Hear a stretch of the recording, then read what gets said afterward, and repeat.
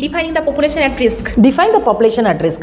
When there was a sudden outbreak of cholera in 1820 in England, they first draw the area map, right or not? And then count the population. How do we draw the area map? We'll draw the area Landmarks, map. roads, and landmarks, roads, and houses will be temples. Then they thought that there is a well, trees, well, iconic schools, mosque, churches. So in the temple, in the well, then they have marked who and all getting affected. They collected the address, they marked the cases. They saw that the cases are around the well. So the epidemiologists went to investigate at the house. What they did, the first they source reduction. Immediately they closed the well. The cases has been reduced.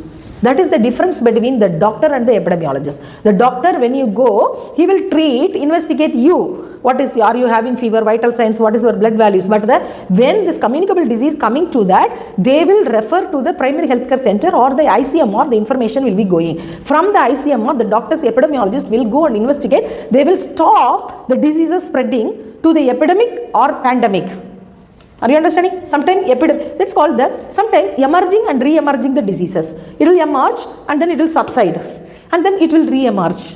Are you understanding? Carriers, sometimes will be carrier. Typhoid Mary is a carrier.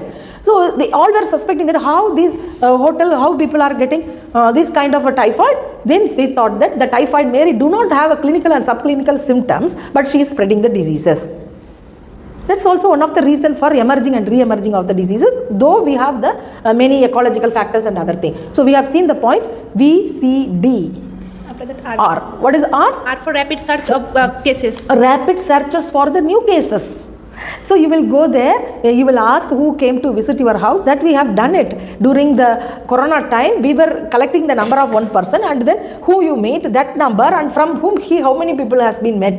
That's why we are tracing with the with the physician, with the doctor, with the trained workers, with the epidemiologist, search for the new cases. What is the purpose of search for the new cases? Quarantine. What is called quarantine? Quarantine is called the limiting of movement. When you limit the movement of the affected person, then the disease spread will be controlled. Decreased. So we have seen V, C, D, R. What is D? We will see what is D. Data analysis. Yes, data analysis, you put 3 over that. Data always will be analyzed, will be the time, place and person. Why the time, place and person? It can be correlated with the agent, host and environment.